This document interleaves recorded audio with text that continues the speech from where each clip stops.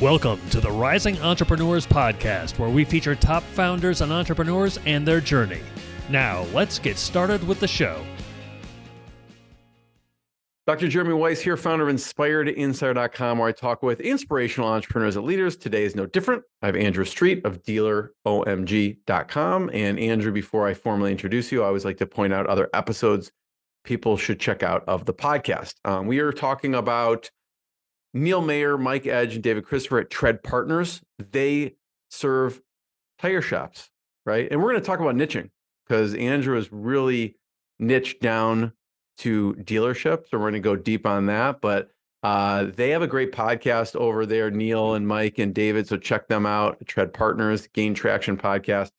Also, a great guest, since this is part of the Top Agency series, Todd Taskey. Todd Taskey has the Second Bite podcast, and Todd helps pair agencies with private equity.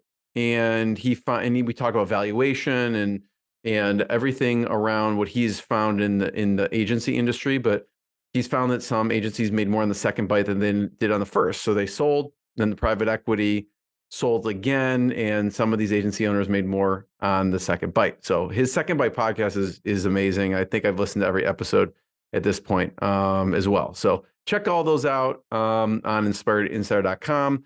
And this episode is brought to you by Rise 25. At Rise 25, we help businesses give to and connect to their Dream 100 relationships and partnerships. How do we do that? We actually help you run your podcast. We're an easy button for a company to launch and run a podcast. We do the accountability, the strategy, and the full execution and production so that it makes it easy for them. You know, we call ourselves, Andrew, kind of the magic elves that work in the background to make sure everything happens. So the host could sit back, relax, build the relationship, and run their business. So, you know, for me, the number one thing in my life is relationships. I'm always looking at ways to give to my best relationships. I found no better way over the past decade to profile the people and companies I most admire and share with the world what they're working on. So if you have questions, go to rise25.com. And we've been doing it for over a decade. So feel free if you have anything podcast related. I'm excited to introduce Andrew Street. He's CEO of Dealer OMG.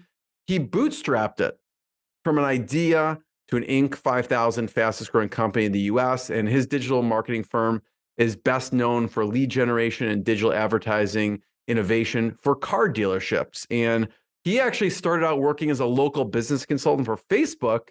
And he witnessed their ad platform rollout and got a front row education on how to unlock its power. Now he does that for dealerships. So, Andrew, thanks for joining me.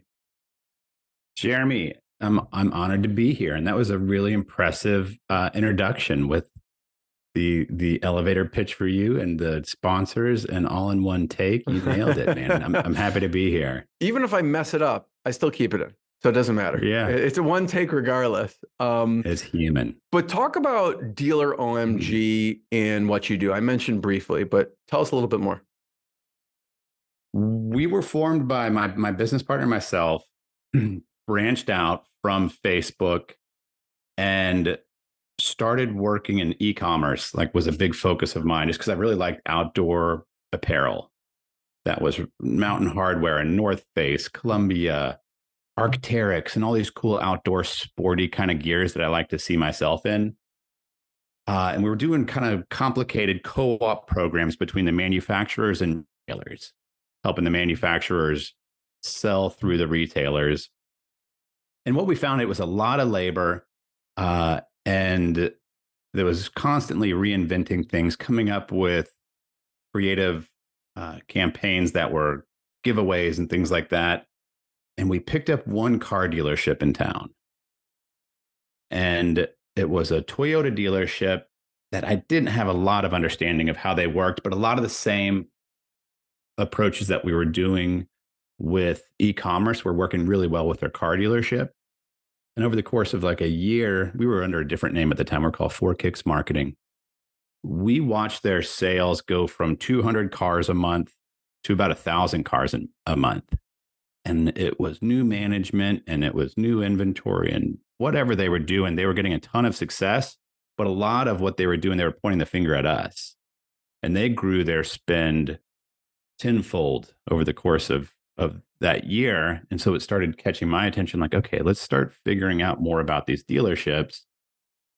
And they introduced us to another dealership where we started doing the same processes with Facebook and Insta, or just Facebook advertising at the time, and saw them grow from 200 to 700 cars a month. Like, okay, so I ended up on a plane going to a dealership conference, and sat down next to somebody that worked at the dealership who's in their marketing department, and I just bought them a Bloody Mary or two and asked them all the questions about how does a dealership work. People are talking about fixed ops department. What is that exactly? And you guys can sell new cars but lose money. You lose $200 per car on average. How do you guys stay in business? And just ask them all the stupid questions of That what doesn't CRMs seem do like you use, the that doesn't seem like a DMSs. stupid question to me.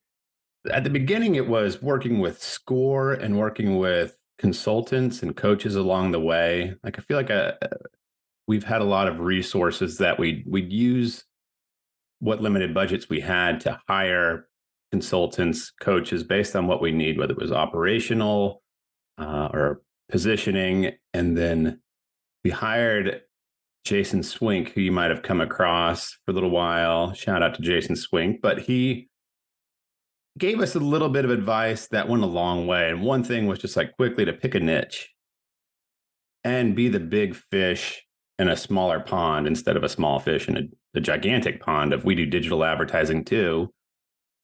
And it put us in a position where I put together a chart where we looked at the current accounts that we were working with, and it was elective medical, so plastic surgeries, skincare, stuff like that.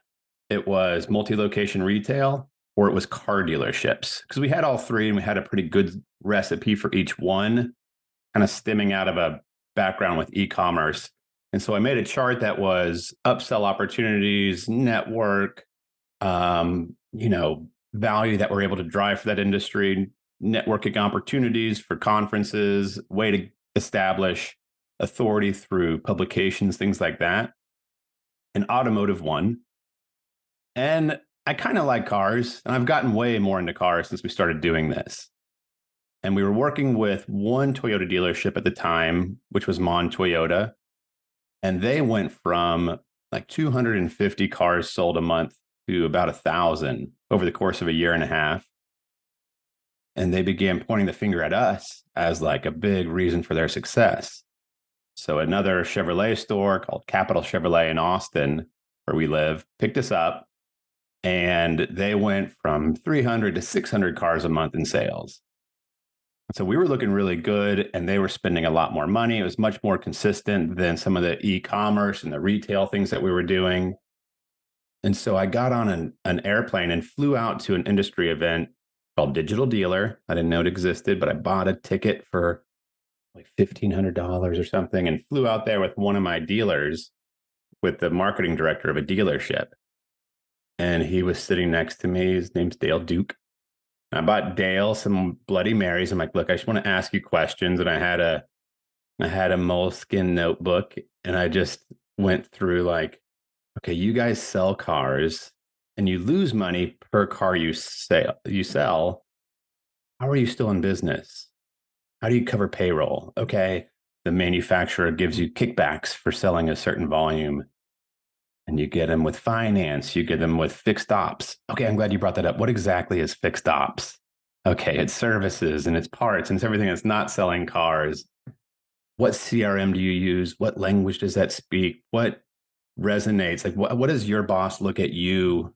How do they gauge your success as the marketing director? And who manages the general manager, and who was the GSM, the general sales manager? What kind of discretion do they have, and how is their performance measured? In a sense, to be able to speak their language, and then to be able to translate between digital advertising into English, and then from English into automotive, and back and forth. And it's, in time, it's put us in a great position to become a much bigger fish in that smaller pond and speak to paid social advertising for car dealerships. And so and it's helped us with it's helped me personally just with going out to dinners where it's not like, oh, you say you own a chiropractic clinic. Okay, how's that doing? Okay, it could be better. But instead, it's like if you're not looking to grow your sales, services, or trades for your dealership through Facebook and Instagram, then we can just talk about business a little bit, but we can just be friends. Andrew, what's interesting is a beginner's mindset. And some of the best direct response marketers, copywriters on the planet, I feel like have this beginner's mindset where there's no dumb question. They just want to really keep digging deeper to find out more. At that time, did you have a set questions that you want to go through?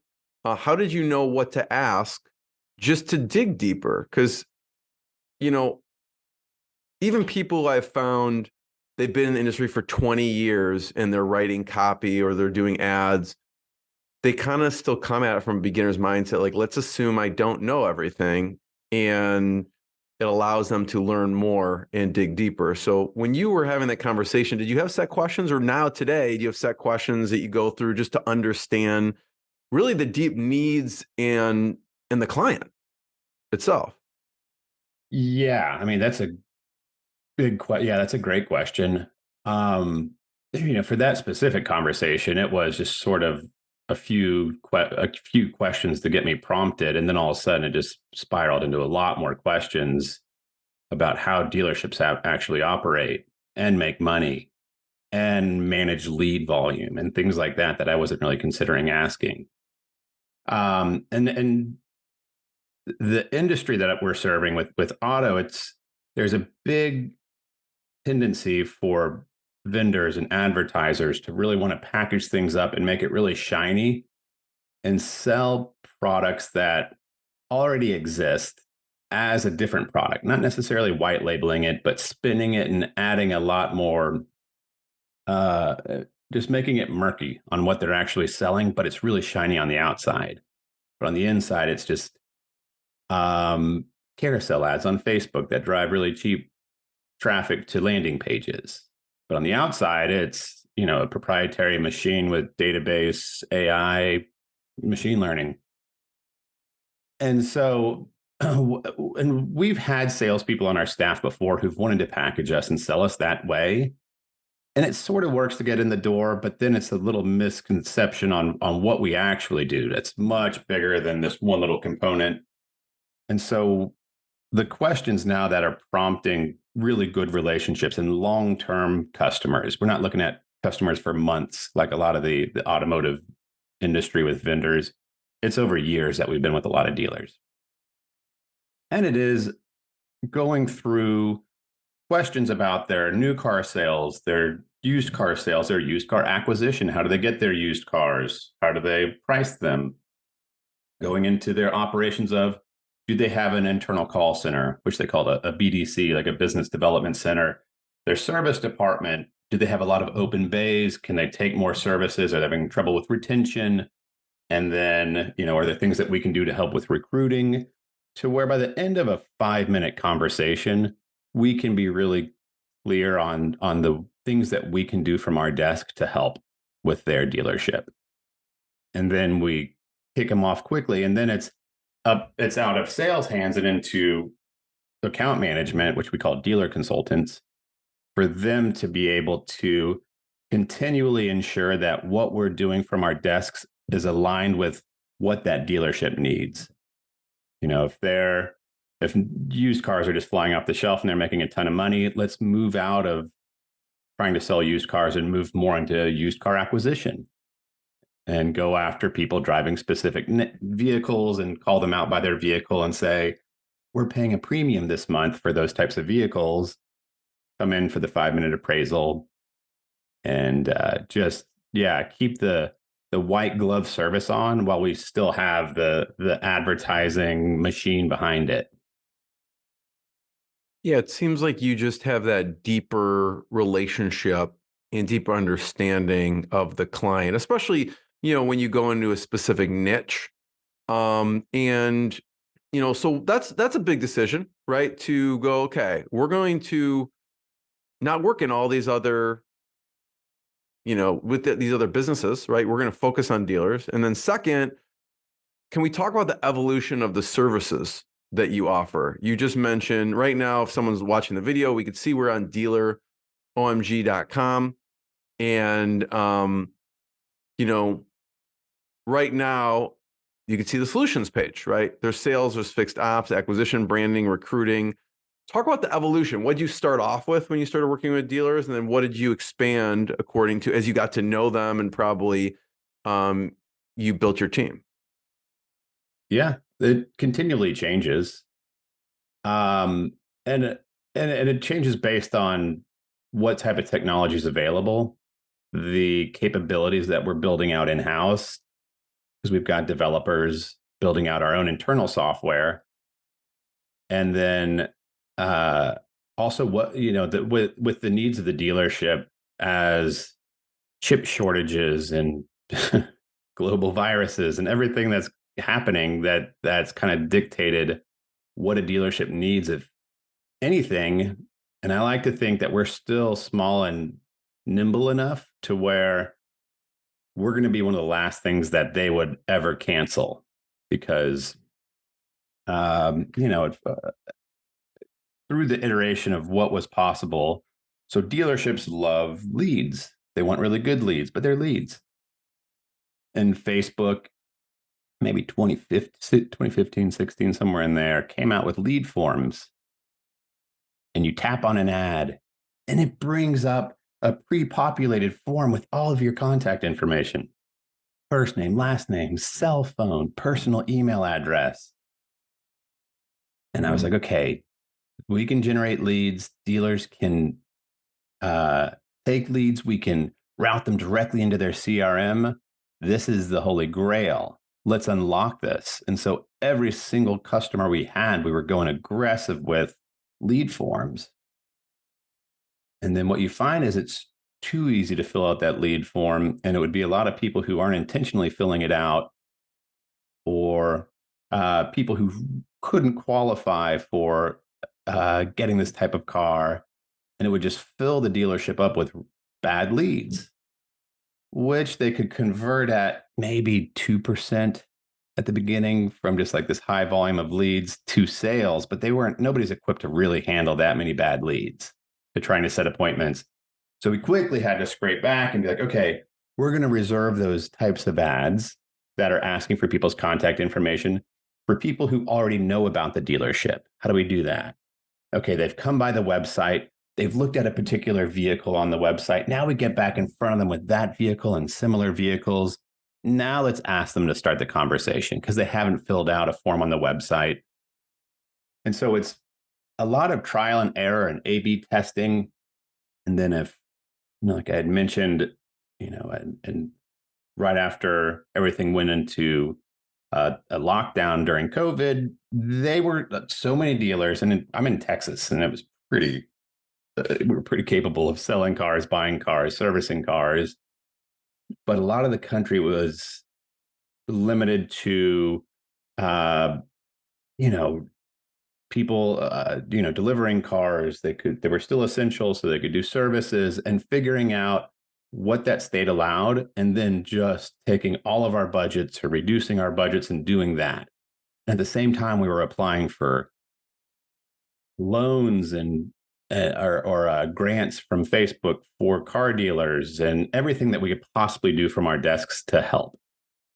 And we don't do graphic design or website updates, but we were doing it and we were offering it. And it's like, okay, this is a unique situation. Let's do whatever we can to help. But then, when you're asking about getting outside of just car sales and services, it's as we've developed technology to be able to harvest their data and to ingest their CRM data, ingest DMV records, to be really prescriptive with who we're targeting.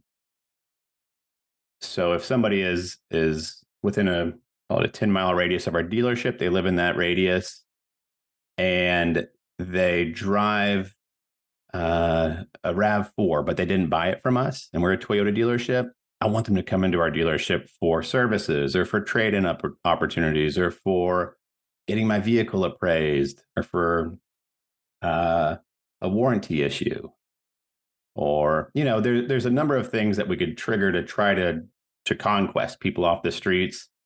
And the same token, since we're targeting people in their CRM, it's if you've purchased from us, but you're not doing routine services and you live in the city, let's give you service opportunities. Or let's simply just, as soon as you purchase, let's have a message that says thank you for 30 days, for 90 days. That just says thank you. And we're a big part of the community.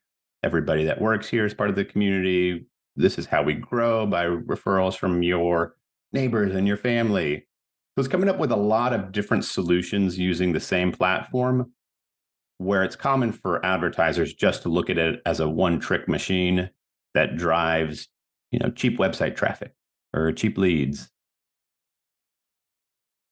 I want to talk, you mentioned software, and I'd love to talk about software development as an agency, right? Because you can build it or you can just use another software. So I'm wondering your thought process on the type of software and why build it as opposed to use something else, I guess, off the shelf.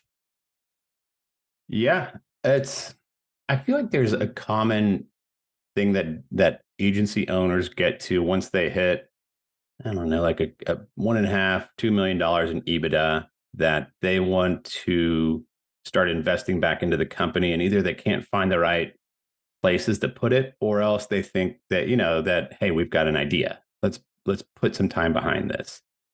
Totally different skill set than, so my background is design and marketing and sales, than to switch into overseeing product development. It came with, the crux was common, where we built out a platform that ingests the inventory and CRM information, and then we scrapped it and started over with a different developer. And we got a platform manager, a project manager, like people on staff who know product, which I thought we could figure out quickly, but I was wrong, and we couldn't give it the amount of attention that it needed.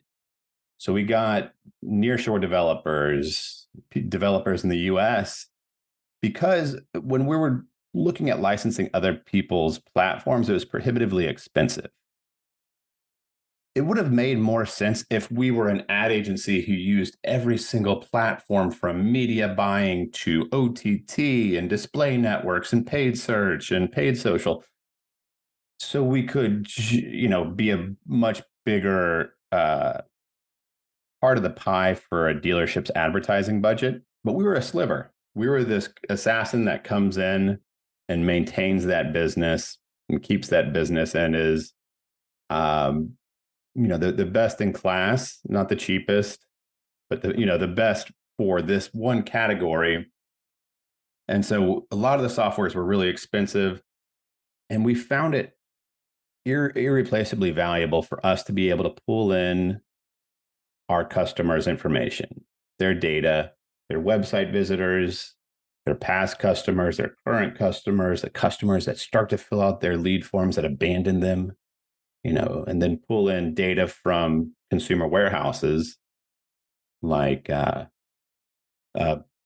Polk and Experian and TransUnion, to be able to identify people. So instead of us targeting the 6 million people in Houston that are on social media every day around the dealership and just carpet bombing everybody, we could be much more prescriptive to people who have maybe a low net wealth, low household income, credit score challenges, don't have a great credit score, things that could help identify them as somebody who we could help get the right appropriate ad and the right appropriate vehicle, to helping people qualify.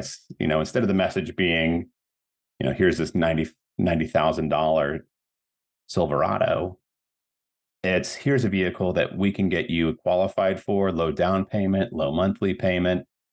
And so with the platform that we built, it's called vinAMP, it gives us an opportunity to make much faster advertising decisions and be much more prescriptive with who we're targeting and what we're saying to them. When you started creating it, obviously you're scratching your own itch, right? was there a thought of, yeah, we're going to use it internally, we're going to be more efficient, we're going to be better for our clients? Was there a thought of releasing it as an external product as well?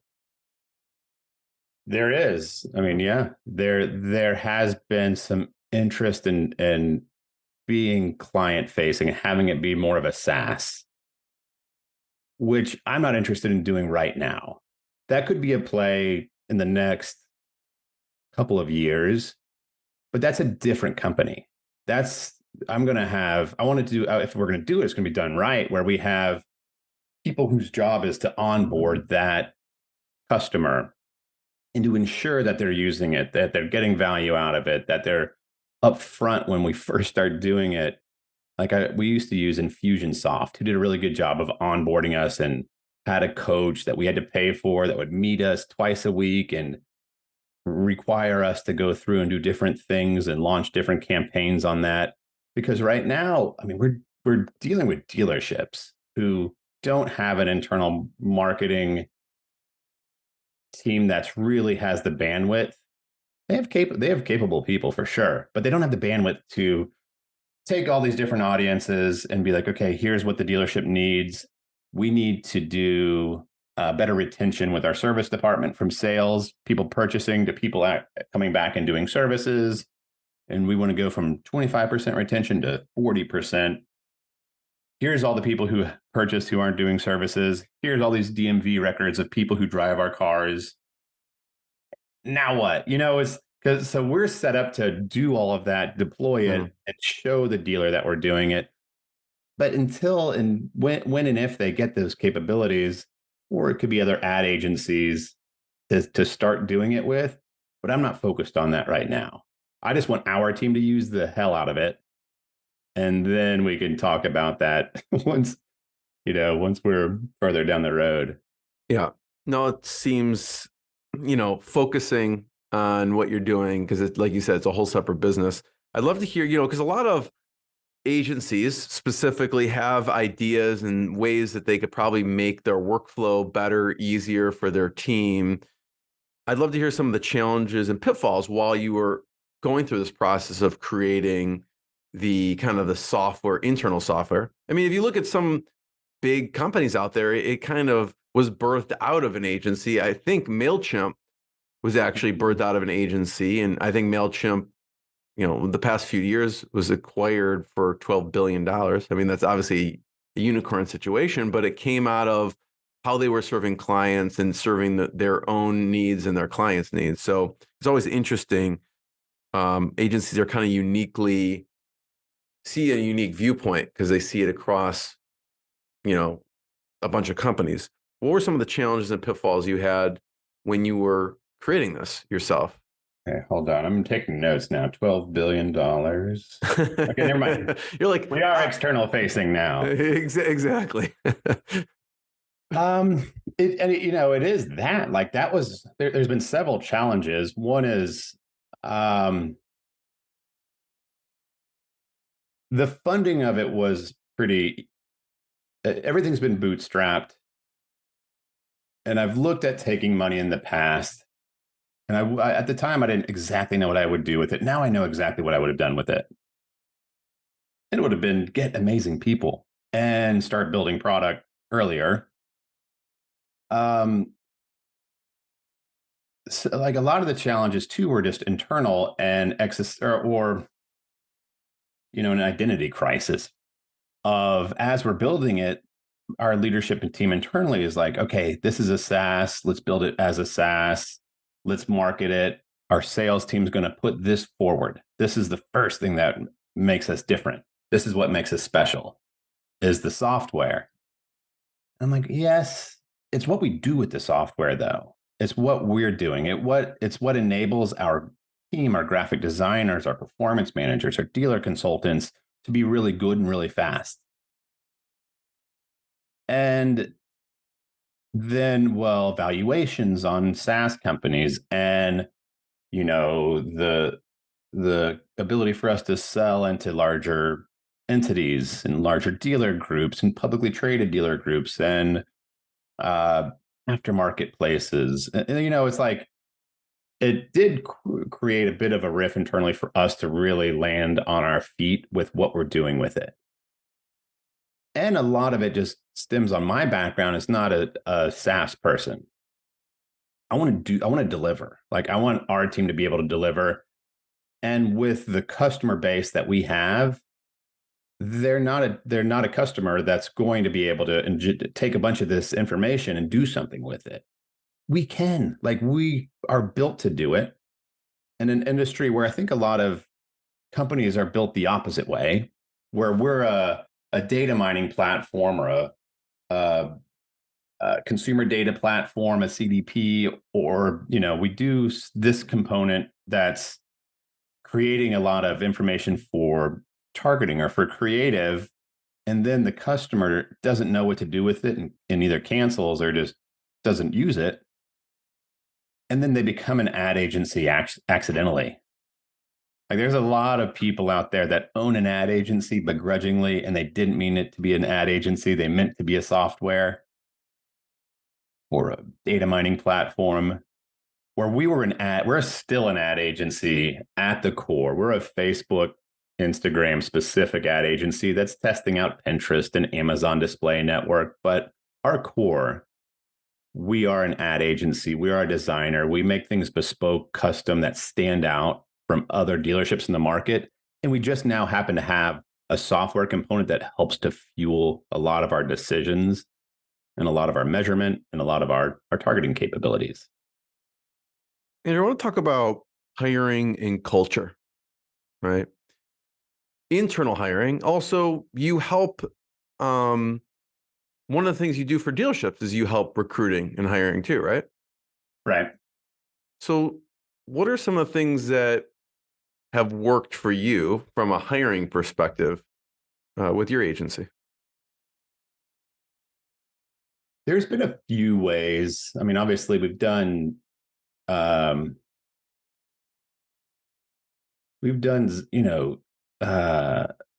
the marketplaces for recruiting people, for getting applications, and I think it's really grown over the years. From, we're like, I don't know if this analogy still is obvious, but we used to be like the Jon Stewart for people's careers, where you get out of college and you work for us, and we're going to train you so hard and get you really refined into a machine that understands this platform, understands how to have the conversations, and then you're worth more money to somebody else because we couldn't pay you that much. And then you double your salary and go somewhere else. And we did that for 4 years, until we got into a profitability position to be able to pay people with chops and to retain them and to invest in them and to come up with benefits around it that include education bonuses for them to go learn anything, ceramics, or really drill down on their specific niche, and invest in people when we're going to industry conferences to bring people from our team there, to expose them to the conversations that are happening, the other providers, at the risk of people getting poached. And we've had people poached from these events, and it's just the price that I'm going to pay for keeping that culture and that value alive, is people are going to get poached, and it's going to suck. And I'll tell the other, competitors that, like, look, this one's free. Next one will cost you. Like, don't start gouging our staff. But the alternative is to keep. They're going to wake up with a horse's head? Yes. Yeah. I don't know, something. Yeah, I'll leave the mystery open. Exactly. But I'll have to figure it out if they do it a second time. And yeah, I mean, the alternative of not investing in the staff, not bringing them, is, keeping your best talent under lock and key, and they stop developing anyway, and you don't get a chance to sit with them and hang out with them and get to really know them, because we're in a complete remote work environment. And another thing with hiring too, it's like, we either need to fill a position and we need to start taking a lot of applications for it and vetting and getting referrals, or we have a position that would be nice to fill, and we're going to serendipitously find that person. And it's not urgent. We've had a couple people that have been great hires that it was just the timing was right with their career. And we've seen eye to eye with them over the years, and they work with other providers and competitors or clients of ours. And then they're available, and we get in touch, and it's like, okay, we don't have a specific role right now, but let's make one. Let's make one. Let's bring you on. Let's get started. Let's roll our sleeves up. It's not an unsurmountable risk for us to take. And let's make it make sense in the next 60 days. Like, let's just start working with this person. When we look at retaining great staff, Andrew, you mentioned, education bonuses, stuff they like to do. Obviously, from a compensation perspective, just investing in education. What else has worked from a retention standpoint? I'm going to pull up here. You can check out dealeromg.com.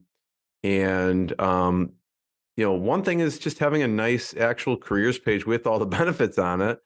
And you can kind of see on here what, if you're looking for, there's certain perks: education, 401k matching, health plans, profit sharing, PTO. Is there anything else that we're missing that I don't know, the intangibles that have helped? I didn't know we had that on our website, but yes, I mean, that is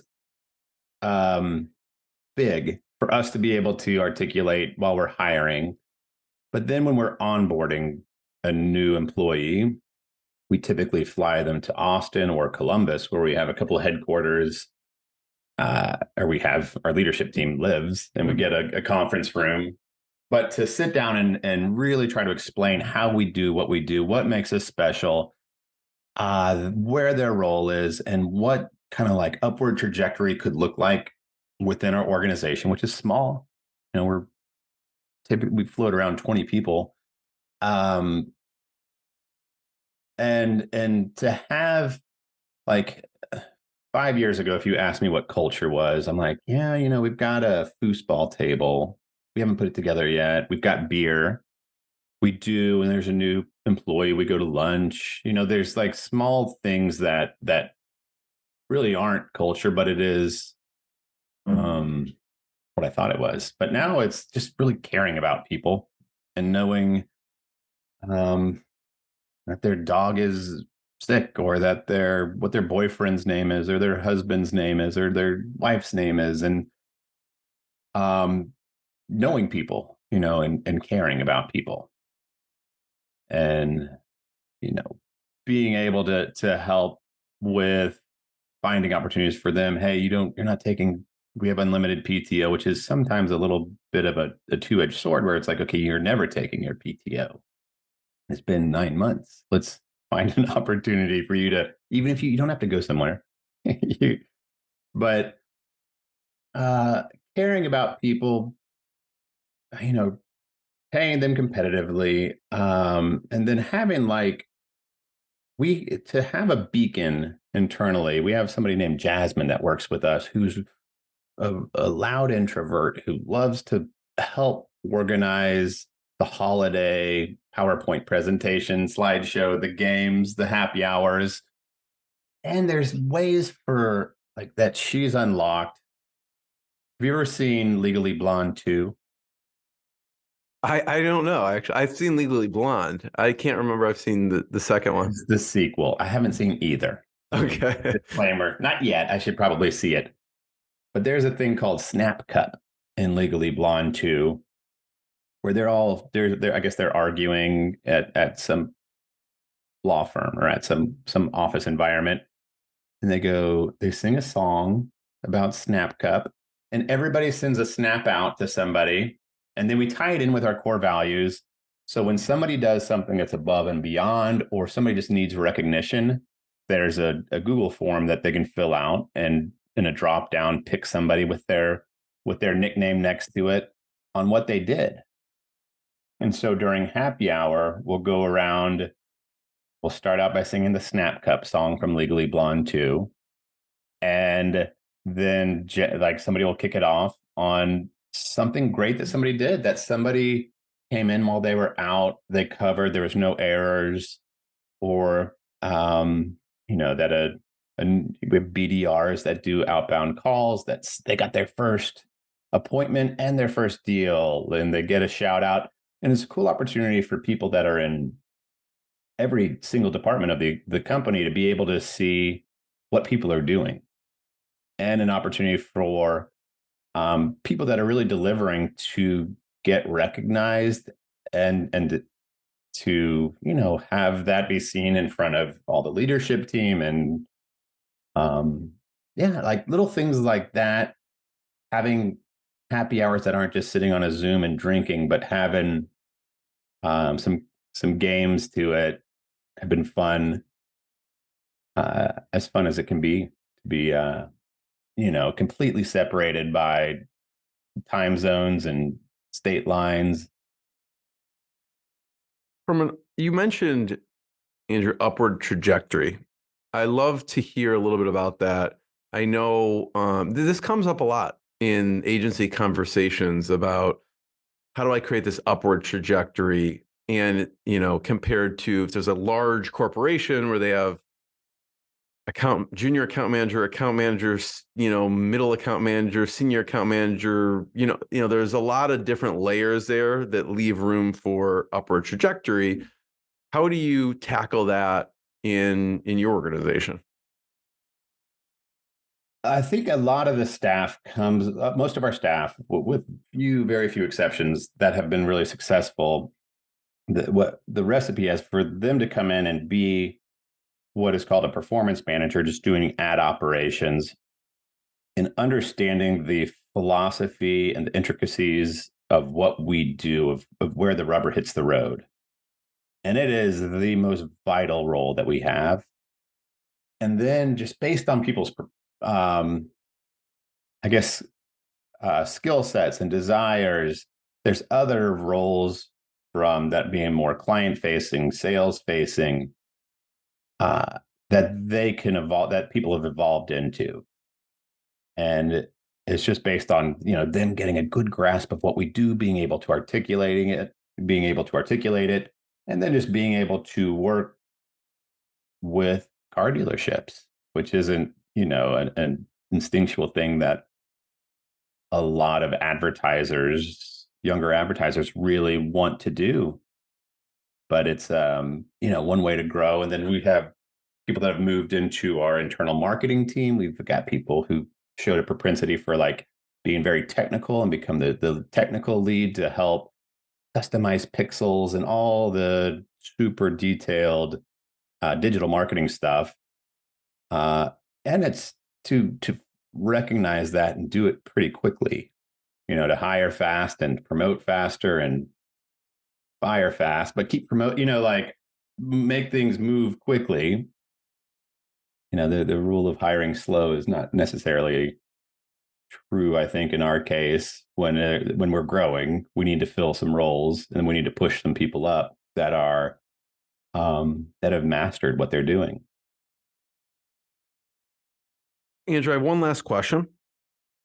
But before I ask it, I want to point people to check out your website, Dealer OMG, and .com, to learn more about what you do.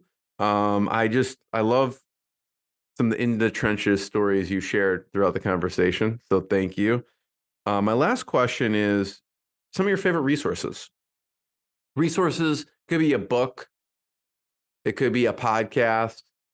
Also groups that you love. And I love, if there's any takeaways from, EO, you're an EO. So what are some books, podcasts, maybe some items, things you learned in certain groups? Man, a lot, dude. Like right now, like EO or EOS, like like the entrepreneur's operating system with traction, was pretty pivotal for us to be able to move to a remote environment. It came up at the same time for us to be able to have like the level 10 meetings and rate them and who attends them, and the accountability chart. was big. And for us to use an EOS implementer was really helpful. It was a great investment. Crucial Conversations. I mean, there's been a lot of books that have been really helpful for kind of exploring weak areas that I feel like I needed to improve on. But right now, like what's been like the most beneficial are stories of other entrepreneurs.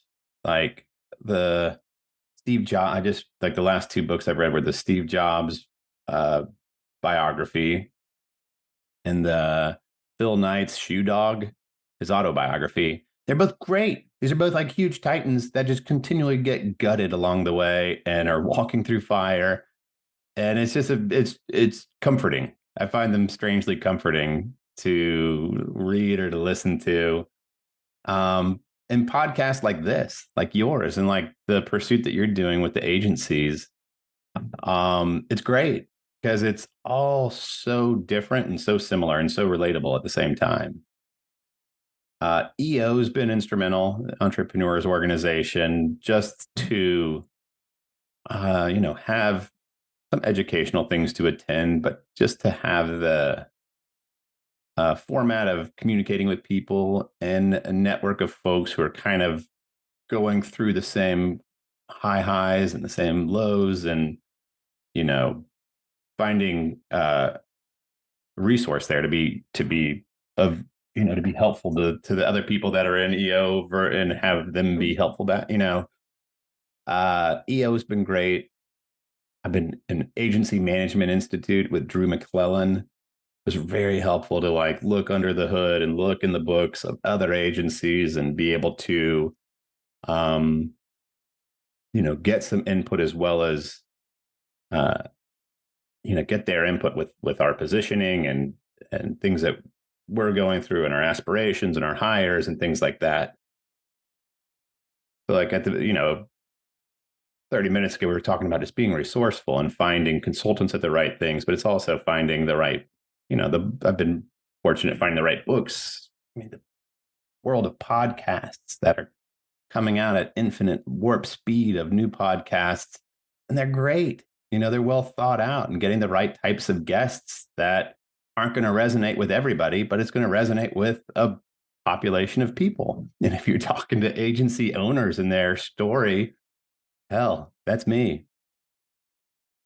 Andrew, I want to echo that. I love Traction, Crucial Conversations. Shoe Dog, I agree. When people ask me about Shoe Dog, I definitely say it's kind of like entrepreneurial therapy. To see a big icon, a big company go through the same, like you put it well, the fires that everyone else does.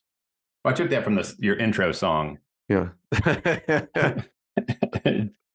I think it sings about going through the fire and being better on the other side, right? Exactly. But so thanks for sharing. Everyone check out dealeromg.com and more episodes of the podcast. And Andrew, I want to be the first one to thank you so much.